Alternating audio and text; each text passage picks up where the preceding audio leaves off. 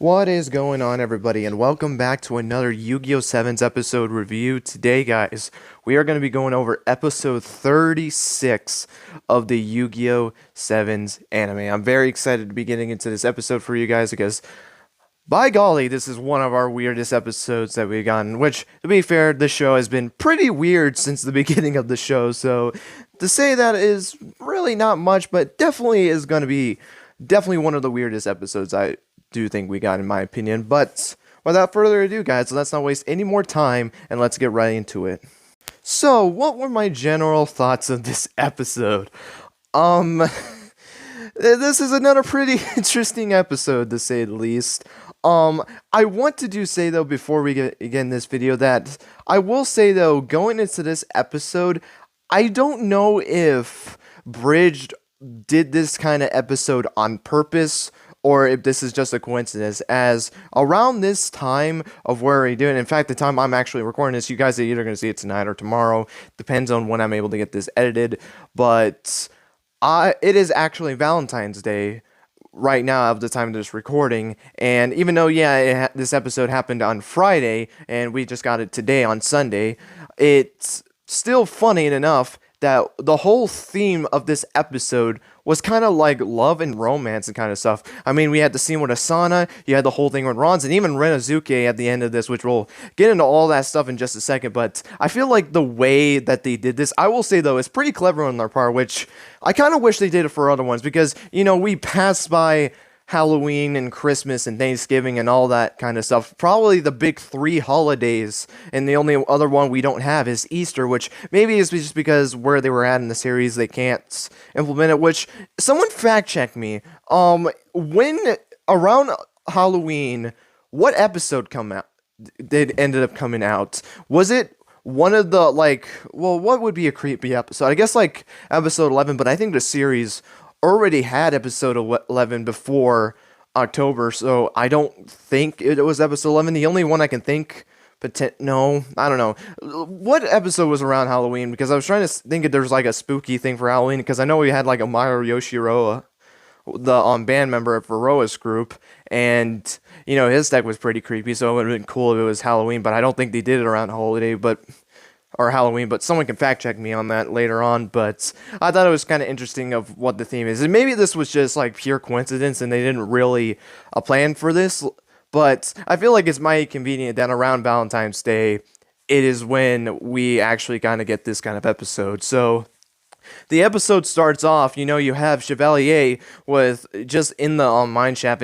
or in this dual arena, and he runs into Galleon because he is able to dig a hole once again, which this man can just not stop digging holes. Because literally in the last episode, he digged all the way to Yuga's laboratory just to go and find Caterpillar, and he even mentioned about the whole situation with Caterpillar. I can't pronounce his name for some reason, but he basically told him all about it, and what he did was wrong, but he understand why he's doing it for the Great One. And you just see him just like, he's out of it. Like, he is so tired. He's been digging all by himself with just his pickaxe, and basically is just pure muscle, because remember, his machine is destroyed. He can't really do anything at this point, and he's just getting exhausted out of this, but he's trying to do all he can for the Great One. In fact, decides that, you know what, he's going to take the initiative and go after Yuga's group again, even though he already lost, which I thought was interesting. I understand, and I respect him for it, but not only is he not in a good condition, but he already lost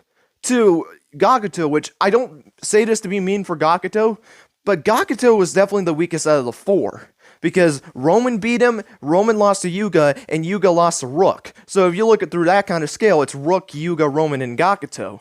And he lost to Gakuto. So unless he duels like a Ron's again or a Renazuke, what is he going to really do? You think he's going to pull off a win against Roman, who beat Gakuto? You think you're going to beat our main hero? And you think you're going to beat our rival who has not lost a single duel other than the Flash one? But that's Master Rule. It's completely different. I don't like to count that one right now because, well, that one actually had to be a Master or Goha duel, whatever the heck you want to call it in this universe. It's a Goha duel, but it's the same thing as a Master duel, but whatever the case might be, you want to challenge this very challenging opponent, and you think you're going to win.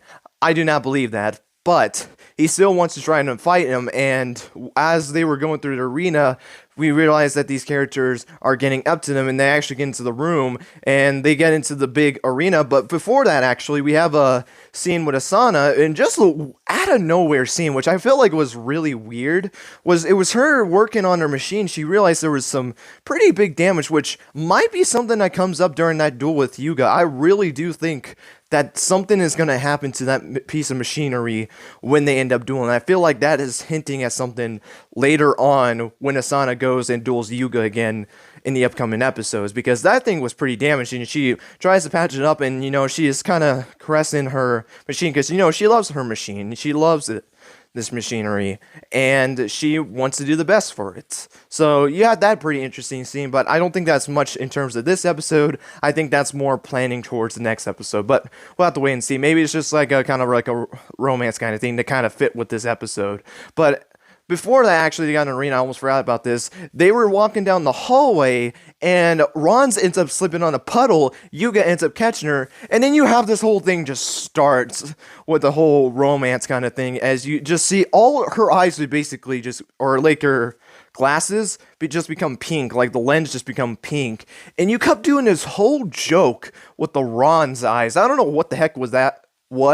Now, I will admit, though, that was funny. I really do think that was pretty funny the first time, but after they kept doing it a little while, I was like, okay, I get the point already. Can you just move on from this? I understand it's supposed to be comedic, and this episode was just out of its goddamn mind, but they end up getting to the arena, and Galliant said to challenge him, and they realize right away that he's in no condition to duel. And even Rook states, like, you're in no condition to duel. You're not going to duel one of us if you can't barely stand up. Because remember, he was like leaning on his pickaxe, and he was all set, ready to duel. And he just collapsed. And I thought Chevalier pushed him off. But no, he just completely collapses. He is in no condition. He ends up rolling down the stairs. And my gosh, Ron's has some strength. Is he able to catch Galliant with her bare arms? Is able to catch him, and then he starts talking about the Great One to Ron's, and this makes Ron's think that he was talking about her, which obviously he's talking about Asana, because that's what his main thing was. But because he was kind of hallucinating and didn't specifically say Asana, and more refers to her as the Great One, she doesn't really know that. She thinks of him calling her Asana, that's what she meant. But him saying the Great One, she thinks he's talking about her. And now you get this whole weird thing where now she's kind of falling in love with Galliant, which I'm going to just say this, that is weird, in my opinion. That is very weird, because I want you to remind you guys this. And no matter what age it is, it doesn't matter. I'm going to go to the lowest one for the example to make it a little bit better. But this guy has to, at the least, be in his 20s. Because remember, that flashback with Asana, one of the flashbacks was her as a baby. And he didn't look like he changed at all. Now, it can't be metaphorically. Some people thought that was the case. I don't honestly believe that. I don't think you kind of have a flashback like that, especially since it doesn't make any sense. But I'm taking that from a literal standpoint. And I feel like, at the most, he had to be at least 10 years old, to be fair, to be completely honest. But I think he's 30, to be completely honest. I feel like he was 20 when he was raised in Asana, and 30 when she kind of grew up. That's what I do believe. But I will do 20 because some people think he's around his 20s. So say that's the case, and he's like, we'll say for this scenario, he's 21 years old, just to round up the numbers. That means he is 10 years older than Ron's. Maybe it's just I'm thinking that is weird, but she's falling in love with this guy that is 10 years older than her. I'm pretty sure in the States, if that actually became a thing, I'm pretty sure that's illegal, because you can't really do that in real life. Like, you cannot hook up with someone that is definitely a minor and an adult. You definitely can't do that. That's illegal. It's against the law to do that. So which maybe it's different in Japan. You gotta remember, this comes from Japan, so obviously that's completely different, but obviously nothing really of feelings felt towards him. This is more towards Ron, so I think it's fine. I don't know. This just thing was completely weird, and I that might have made it a little bit worse, but what else am I supposed to interpret this? But anyway, Ron decides to take over his place and actually decides to duel, which, Are you kidding me? You are supposed to be helping your group, and I understand you have this love for Galleon out of nowhere, it feels like, and now you're turning against the group? Are you kidding me? Really?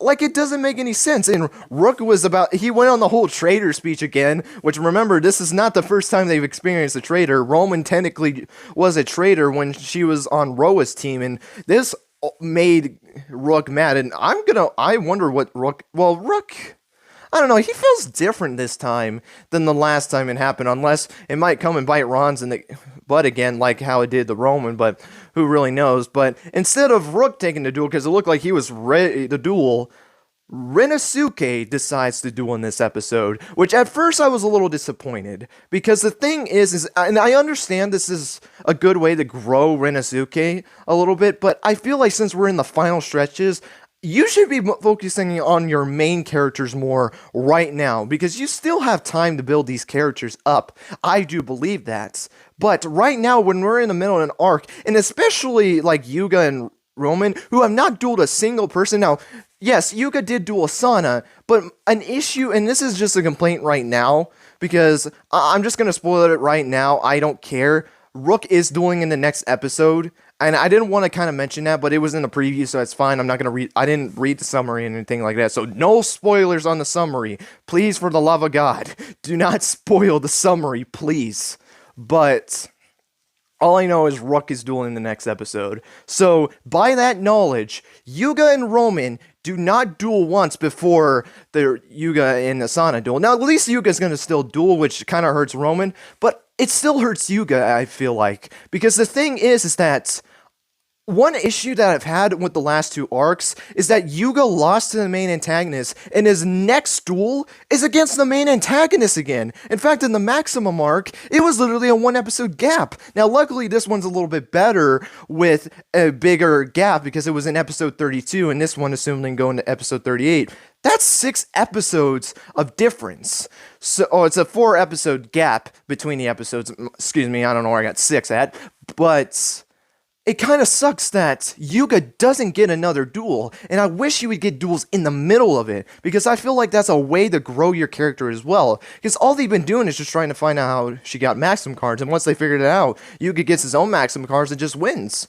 Like, where's growth in that? I understand there is growth to that, but not enough at all. Because you're not growing him as a duelist, you just gave him Maximum cards and he just wins. Like, you literally give this character Maximum cards and he just wins the duel. Like, come on, I feel like you can do way better than that. I feel like giving him a duel before his next match would make it feel even better to kind of show that he's actually grown as a duelist. Because literally, we're going into this next match, he has dueled once this entire rest of the arc since he lost to Asana, and we just have to expect that he's going to beat Asana, because obviously he's the protagonist, it's going to happen, but you can't just have that as an excuse. You have to show that he actually grew from that last episode, and he's not, like, he's more prepared this time to go into this duel. But now that he would have Maximum cards, I guess he does grow.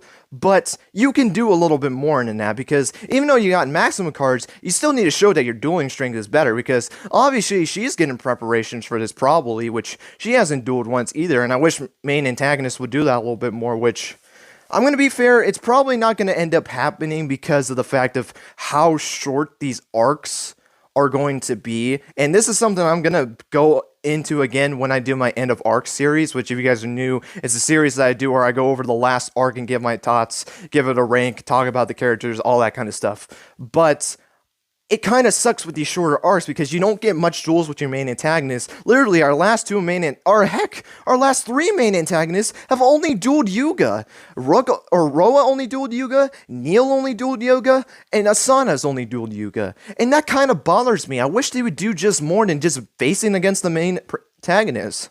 So, that's some little bit complaints there, but, you know, I hope they really try to fix that up going forward. And before you say, well, why don't they just extend the arcs? They have set a presence already that they're going to do 13 episodes. Now, they might end up changing it up, but it's definitely not this arc because there's 2 short casts in terms of Asana's group. I mean, we only had the main 3 And sure, we still can wait on Chevalier to duel, which looks like he's going to be doing in the preview as well. I'm just going in the full preview because it kind of is confirming that it's almost going to go to a 38 and 39 situation, which would be 13 episodes. So yeah, that's just something that I ended up noticing, but maybe they'll fix it up later on. And let me know if you guys agree with me on that, or do you think it's just fine? Like, I'm fine with it, but I feel like you at least need to start doing your characters a little bit more. Even if that means the villains can't duel enough times, maybe still try to get your protagonist at least duel one time in between the time from when he dueled the main antagonist to the second time he faces the main antagonist. That's just only what I asked. But let's actually get into the duel. I really went on the rant with that one. But the duel, I thought was okay. I feel like it was just a little bit of weird. I will say, though, this was one of the coolest draws that we had, is because when Renosuke, which I loved his ace monster, I think it looked pretty cool, and even Ron's got her own ace monster. I don't remember their names, sadly. I forgot to write those names down, but they looked pretty cool. But I loved how they ended this board, because when he activated his trap card, I think it was like Blizzard, it was like Blizzard something, or like Wind Hail or something. I can't remember what the name of it was. I apologize. But he activates the same trap twice, which deals him 500 attack points of damage, and is able to destroy one of her monsters when it attacks him. So at that point in the duel, they had 1,000 life points. She had no cards in both of their hands, and he revived one of his monsters through another trap card, and she goes and attack the final one, and then both monsters get destroyed, and then they lose all their life points. But what I think is great about this, though, is that they end with 0 life points, 0 cards in the field, spell and trap card, 0 cards in the hand. It is literally a perfect draw.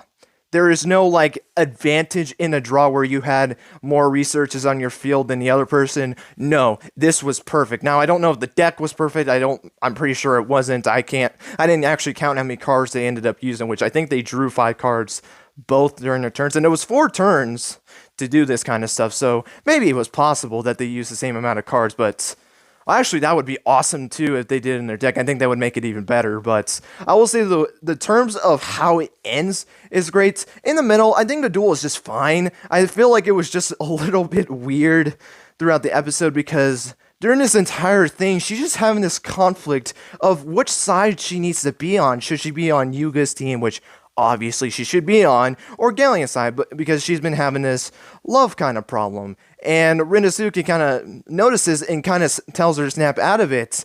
And one of the weirdest things in this episode, Renosuke mentions that she keeps a diary, which we even saw this during episode 19, that she was kind of taking notes of Yuga. And I might have the number wrong, but she has 73 notebooks of these characters. What? Are you kidding me? She's a literal stalker. Ron's is a character that has really just started to creep me out. I'm just going to say that, to be completely honest. Ron's has really creeped me out, but hey, you know what? I don't know what to think of this show at this point anymore, dude. I really know. This show is off the rails. This is probably the weirdest Yu-Gi-Oh show we ever had. And GX got pretty weird. I mean, I think about the monkey duel. I think about the Blair episode, which if you guys don't know what I mean by that, I mean, you had Judai asking Blair, take a bath together and wash each other's naked backs, if anyone remembers that. And then you end up seeing Judai washing a bear's back while a bear washes a seal's back. And no, I am not kidding. I am dead serious about that. Go and watch that episode. If someone remembers what the episode title of that was, please let me know. I didn't remember it off the top of my head. I think it's somewhere in the 20s. I could be wrong on that, but weird. Probably the weirdest scene in all in Yu-Gi-Oh, but Yugioh Sevens is trying to step that up. Like, in terms of the full, 36 episodes that we gotten, it has beaten Yu-Gi-Oh! GX Season 1 in, miles apart from Yu-Gi-Oh! GX. It is off the rails. And I don't know I don't know if I should like it. I don't know if I should feel uncomfortable, weird about this. I have no idea. Because I'm a kind of person that likes a more grounded show. This is not grounded at all. Let's be honest here. This is not a grounded Yu-Gi-Oh show. But, you know what? It kind of happens. But Rinosuke ends up drawing against her, and they kind of have a good moment. Then you get Rinosuke eyes as he kind of starts to fall in love Roman at the end of the episode, and then we get to Schubert because he makes a thing like he won't let them go until they end up winning the duel, and since there was a draw, no result ended up coming, which sucks to say because it goes to the point of this, and that's why I was kind of like less on this duel as well. Like, I think this is probably one of the worst duels. I think this is going to be definitely on the lower side. And in terms of the story-wise, what was the purpose of this duel? There was literally no purpose in this. They literally got nowhere with this episode. And that was the problem with this episode, in my opinion, was that they just got nowhere. Like, sure, like, you explored Ron's a little bit more and got Rinosuke some development, but you could have done that on a duel outside of this arc when we're in the final stretches, and you can give a more important duel for the plot, but you end up getting this duel, which ends up, in terms of the plot, resolves nothing. It literally resolves nothing because Schwuber or Chevalier, whatever the heck you want to call him, he's still in the way. He still is the last opponent that has to block him now because since they drawed, they still can't pass until now if he gets beaten, because since there was no result, and he said, if you beat one of us, it didn't matter which one, then you can go through. But since Rinosuke didn't beat Rons, they drew, the match didn't really count. So now Chevalier has to be beaten now to actually proceed forward. And if they don't, they can't get to Asana at this point or get to the secrets of how she's getting this maximum card. So thinking about that kind of hurts this duel, in my opinion. And also, the duel was weird other than that, too. But the weirdness, it was funny at some times, but it kind of got a little bit annoying a little bit going forward. But I will admit, it was pretty funny, to say the least, because this is definitely... I was more laughing in terms of, like, what in the world am I watching? Like, well, I guess it was funny in terms of, like, it was hilarious. But it was also, like, you laughing, like, I don't know what in the world I'm watching anymore. Like, you're so confused at this point. That is basically how I laughed during this episode. But that's obviously me, in my opinion. Definitely let me know what your guys' thoughts on this episode was. I would really like to know. But this is definitely one of the weirdest episodes I think we've gotten in this show. And let me know if you think this is the weirdest show, because we've had some pretty weird moments, I would say. So let me know what you guys think, if you think this is one of the weirdest shows. Or not, well, I know this is. You cannot tell me that this isn't the weirdest Yu-Gi-Oh show we've had. Like, you cannot tell me that. Because GX is not even compared to this. Like, well, yeah, you had some weird duels. Like, you had the tennis duelist. You remember him, where they ended up dueling this tennis player that was a Alvalis Blue student. And Judai had a duel against him, and they ended up going into a deuce spell card, where they had to, I think they had to deal 2 damage, and then you would be able to win. Or something like that. I can't remember what Deuce does. But, guys, that is going to be it for this episode review. So, let me know what you guys think of this episode. Do you like it? Did you think you're in the middle of it? Do you think this episode was absolutely weird and hilarious, or whatever you want to call it? Or did you not really like the episode? Love to know your guys' thoughts on this. And also, I want to give a shout out to Bridge on this one. And I don't know if they purposely did this, but I really hope they did. Shout outs to them for timing this episode perfectly to kind of do it. And that's why I kind of respect this episode too, to a degree, because of kind of what this whole thing was. You know, like I said before, you had the whole thing with Asana and machines. You know, she loves her machines. You had Ron's kind of conflicting about 2 guys. And then you have Rinosuke falling in love with a girl. Hey, you know what? That's a perfect Valentine's right there.